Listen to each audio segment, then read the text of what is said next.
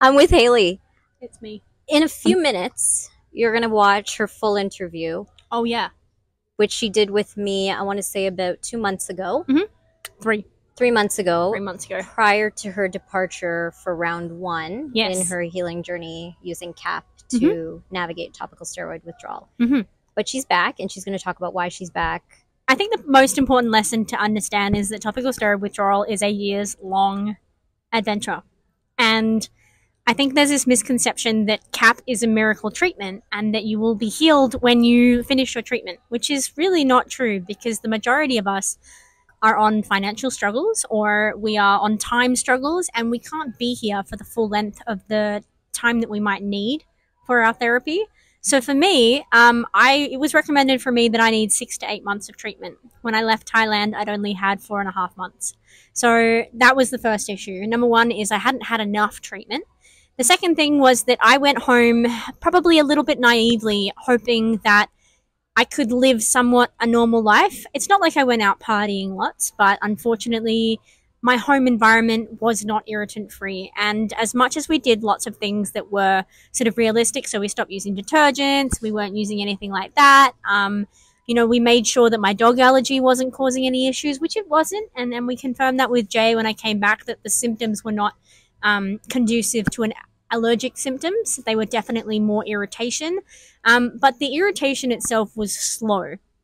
And I think it's really important for people to identify what kind of irritation they're talking about. Is it a contact irritant, something that happens fast and, is very obvious, like you put your arm on something that like is a chemical spill and then you know straight away? Or is it something that's a little bit more of a slow burn? Maybe it's something airborne that you're not potentially producing yourself, but maybe someone in your house is. Maybe someone in the house next door.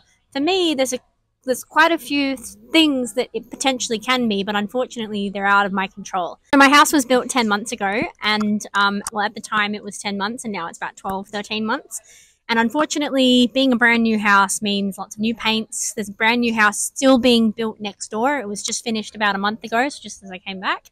And I also live behind a car repair shop, which is also adhesives, solvents, paints, and all that kind of fun airborne chemical stuff. So unfortunately for me, my home environment inherently is not conducive to a safe environment for someone's stuff like still going through TSW. So what is the solution, Alia? I have to move. What does that look like, you think? It looks like a lot of tension, and like it's not easy to just say I have to move my whole life because of a health issue. Coming to Thailand for treatment for a few months, which is temporary, is one thing. Having to permanently uproot your entire life because the climate of the place that you live in, combined with the fact that it's near new things that are potentially irritating you slowly over time, is not an easy pill to swallow. And out of all the pills I have swallowed for topical steroid withdrawal, it's definitely been the hardest one. So, yay. Well, I mean, Hailey, hat off to you for everything that you do as you share online. You're very vulnerable, you're very honest, you're very sincere, and you just share in transparency what is going on and your lessons learned, because I think for all of us, we are learning as we go. Absolutely. Because no one has done the right amount of research. No one is taking this condition seriously. The goal is to have the repository so that there's like 100 interviews of CAP patients, and someday someone will take these seriously. I hope. And then they'll call you and say, Hailey, we want to interview you and talk to you about your history.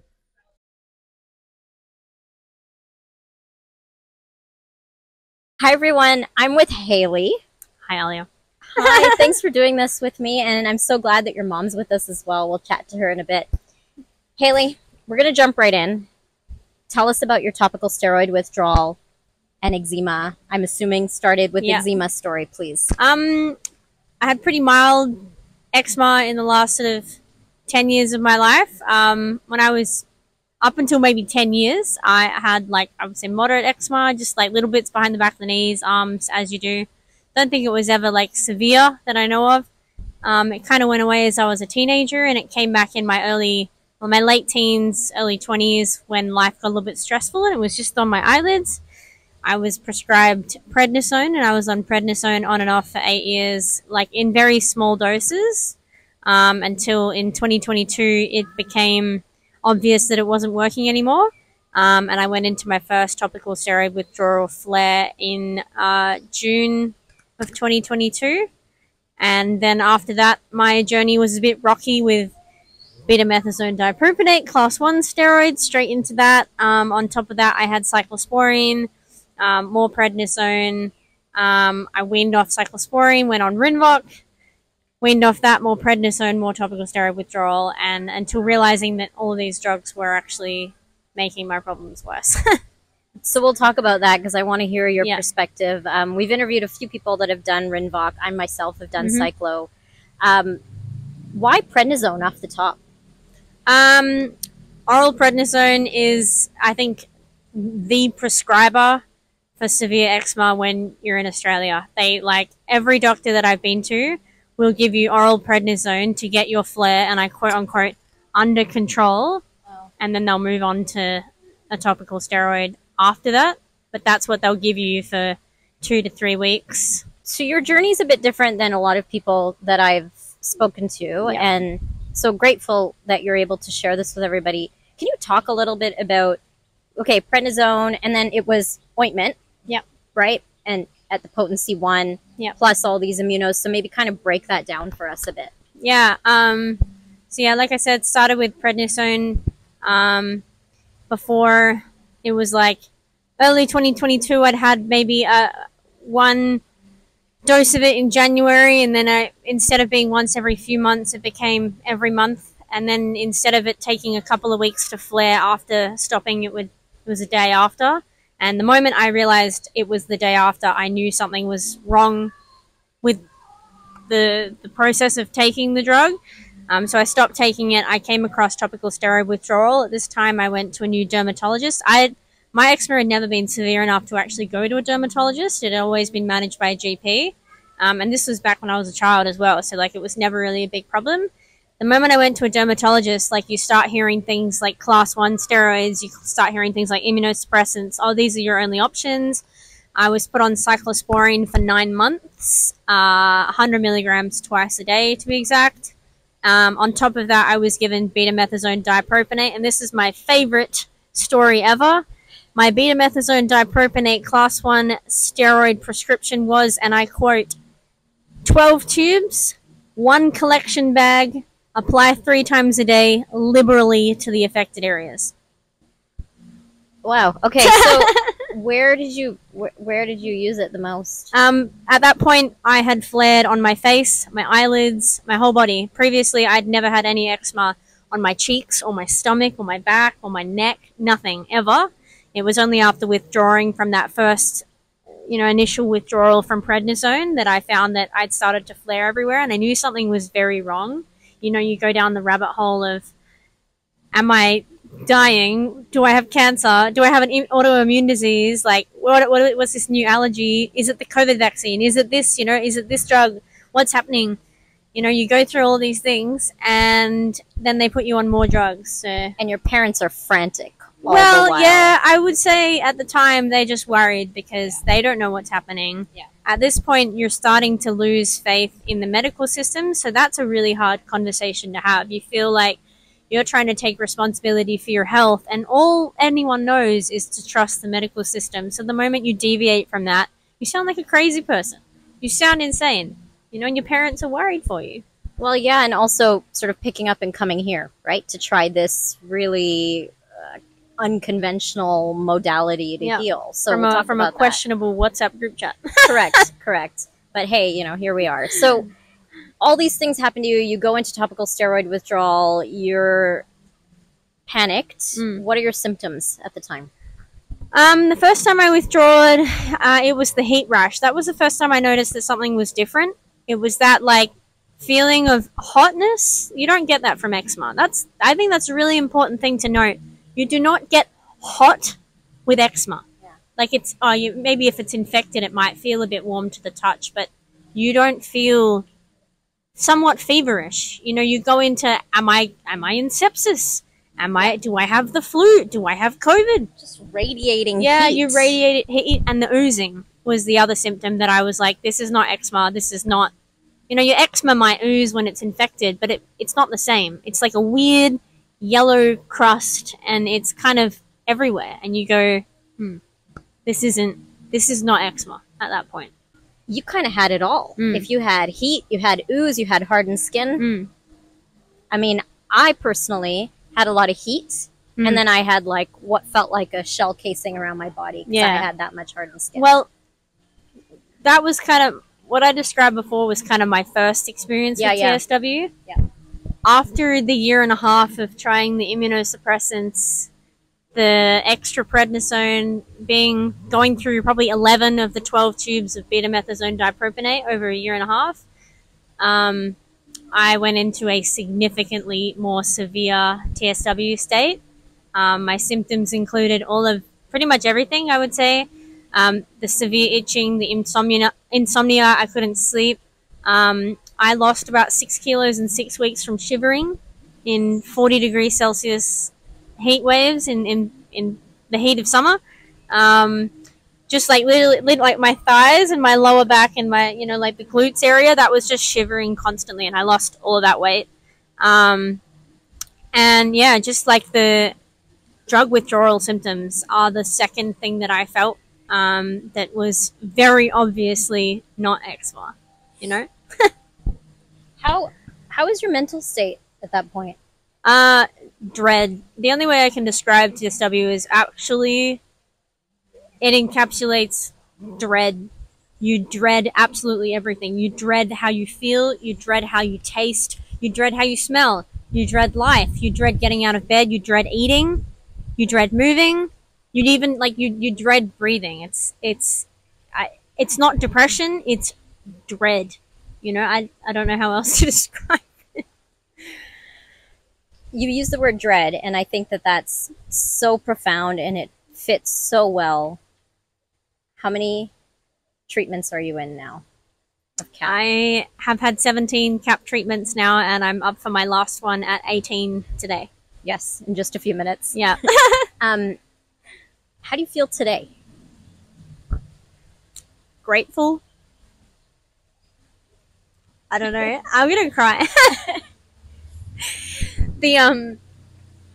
The community here, the support, the gratification. The moment I came into the CAP clinic in Thailand and Jay sat me down, everyone has a 3-hour consult. Jay's brilliant. And he says, this is what you're feeling, this is how you felt, and this is why. And you go, I'm not crazy. And it's just the feeling that you're in the right place and you're ready to heal. And over 17 weeks, the knowledge and the experience that I've obtained just from being here is worth just as much as the CAP machine itself.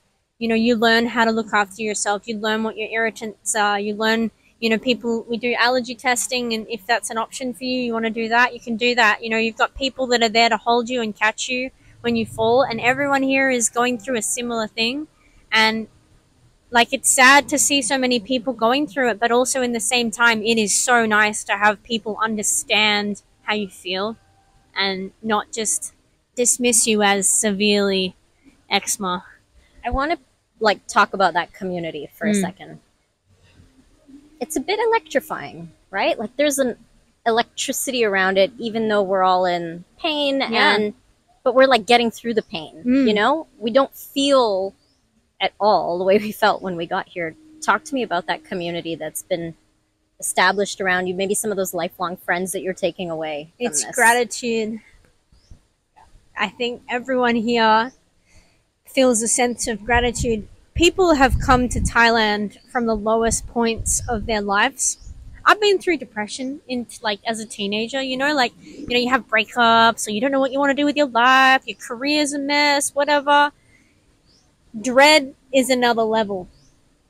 And everyone who's come to Thailand has come with a sense of absolute dread and fear for their life. They don't know what's next. They don't know how to get out of it. There's no hope. There's actually no hope. It's not, go see your friends and you'll feel better. It's not go out to the clubs and you'll feel better. You can't. You can't leave the house. You can't even leave the bed. So having that community here where we've all been through it and we're all supporting each other in that it's incredible. It's amazing. It's beautiful. It's something that I will go home and I will feel grateful for the rest of my life. This girl is so on point on her Instagram, because I'm not on TikTok, so I don't know if you're on TikTok, but so on No, point. not. Like, she shares so profoundly, and it's inspiring. I'm often like, can you tag me on that one, because I like that story. I want to repost it. So, just keep watching her, because she's going to tell you how she's doing at home. I am, and I want to share as much knowledge as I can. I think seeking your own knowledge and seeking your own treatment plans and seeking your own all of this, like, you can only try everything and see what works for you. Like, what works for Ali, it might not work for me, but what we do know is that irritants, infections, and allergies are not your friend, and you need to address them. And I think that once you start identifying all those things, you can move towards, living your life again, Tell us, in the last 17 weeks that you've been here, you said, I've learned a ton. I'm going to take all that knowledge home. I'm going to apply it in my space. What kind of hurdle have you had to overcome here, or experience have you had to have to sort of say, okay, I learned a real life example. Now I'm taking it home. I've probably been quite lucky in the sense of I've quickly identified my irritants. I haven't had any really random ones. Like, I know some girl went home and she found that her new printer was an irritant for her. That was so strange. But for me, like, mine are quite obvious. It's things like your heavy cleaners, your solvent-based chemicals, your window cleaners, dishwashing liquid, laundry detergents, fabric softeners. They're my really obvious ones. In terms of allergies, we've done allergy testing here and we've had all of those listed out. But I'm someone who loves chemistry. I'm a chemical engineer by degree. That's my career. I don't know if it's my career anymore, but it's somewhere inside of me. So I've taken that knowledge and applied it to as many things as I can. Your body is just a processing plant. Everything you put in reacts with something, and then it either goes out or it turns into something else. That's it. It's that simple. So if you're able to identify what causes the bad reactions in your body, then you're able to avoid them. If you're able to identify what causes the good reactions in your body, you're able to identify them and increase them. Use them more. Is it food? Is it an activity? Is it seeing certain people? All these things produce chemicals in our body. Some of them are good, some of them are bad, and it's your job to find out which ones work for you. I think my mental health is in a much better position.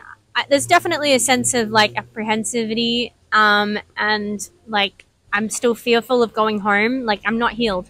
That's really important to know. I'm not healed, but my skin is so much stronger. It's so much better than it was originally in my early TSW, even back 2 years ago before TSW, or 2.5 years ago before my TSW started. I didn't know that my skin had already thinned at that point, but we're getting better. What does it look like? It looks like being able to go outside and actually go outside. Live. Like, full stop. Like, being able to leave the bed, being able to move your head without cracking and oozing, not being scared that, like, the first moment for me that I noticed that I had healed a bit was when I went into the ocean for the first time. When I was at home before I came to CAP therapy, I was going to the beach every day. I'm lucky to live near the beach. And it hurt. I had my partner carry me out of the water. I'd be leaning on people. Like, my legs, I had the nerve symptom where I, like, the nerve pain through my legs was, like, unbearable. So I couldn't walk. And they would carry me out of the water because I had the shooting pain from all the open wounds and the infection.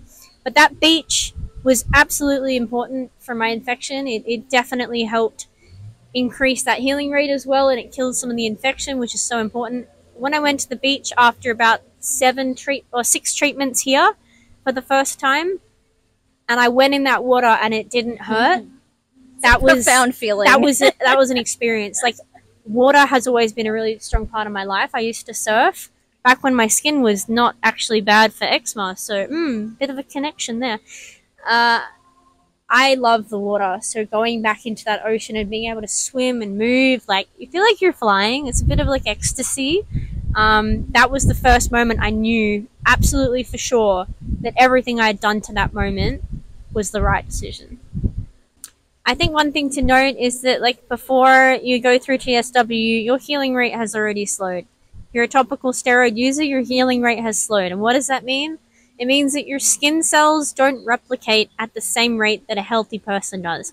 Jay explains it like this. He says, the scab of a normal person, you cut yourself and you bleed. It might take an hour to scab over, and then it takes a couple of days to sort of shrink, and then 1 week that scab will fall off and your skin's healed underneath. For a person with TSW, that whole process might take a month. And in that month time, you might have already nicked it again. And then you've nicked it again. So your healing rate is slower than your damage rate. And that's what the problem with TSW is. But once you get the cap therapy here, your healing rate starts to increase. Your skin, like I still scratch, I still get bleeding sometimes when I've scratched. My skin's still very thin and delicate. But that scabs up in a day now. It takes me a day from forming a scab. And that's crazy. Like that's still not as good as a normal person taking an hour, but that 1 day is much faster than taking a week for just the scab, and then like a month for the scab to fall off. It lets us live. It lets us live, and that's all we can ask for. That's it. Yeah. Anything else you want to add?